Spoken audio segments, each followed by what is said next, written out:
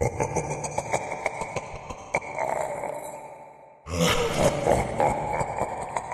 summer heat was thick, and most of my buddies had jetted off on vacation, leaving me in the stifling city.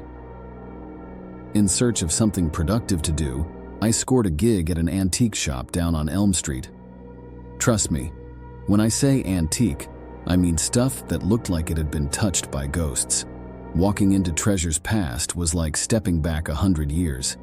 Creaky wooden floors, tarnished mirrors, and a peculiar aroma that floated around, a mix of old wood and something metallic.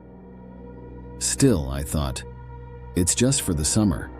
Plus, Mr. O'Donnell, the old man who owned the place, was pretty chill. One evening, around sunset, I was dusting off this massive ornate mirror in the back corner. The store was quiet, save for the distant hum of cars outside. That's when I saw her reflection in the mirror, a young woman with jet black hair, wearing a vintage white dress. Man, I thought, didn't hear her come in. I turned around to greet her, but nobody. A cold shiver ran down my spine, but I quickly brushed it off. Probably just tired, I told myself. The hour ticked by, and I got busy with some customers looking for some old furniture. As I was wrapping up, I saw her again, standing by the old grandfather clock. Those piercing eyes locked onto mine. I blinked, and like smoke, she vanished. "Okay, dude, you're losing it," I mumbled, my heart thumping loudly. Later, as I locked up for the night, I felt a light tap on my shoulder. Swirling around, there she was, up close. I stumbled backward, crashing into an old cabinet. Her voice was soft, yet haunting. "Why do you disturb my peace?" I don't know what you're talking about," I stammered, feeling my legs shaking beneath me. She pointed towards the mirror I'd been cleaning. "That was my family's.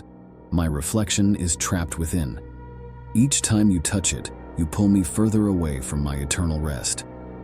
Suddenly, Mr. O'Donnell rushed in. Having heard the noise, seeing her, he paled. "Clarissa." She nodded. "I seek rest, Gerald." I learned then that Clarissa was O'Donnell's great-grandmother. The legend said she'd vanished mysteriously, but her spirit was believed to be tied to the mirror, waiting for release.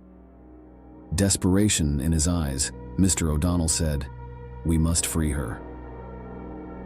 Together, we performed an old ritual, one passed down in the O'Donnell family.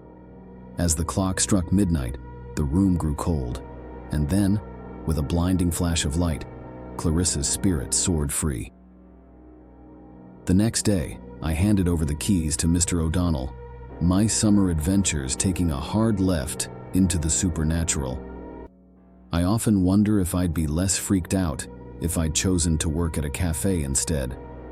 But one thing's for sure, I've got one heck of a campfire story now.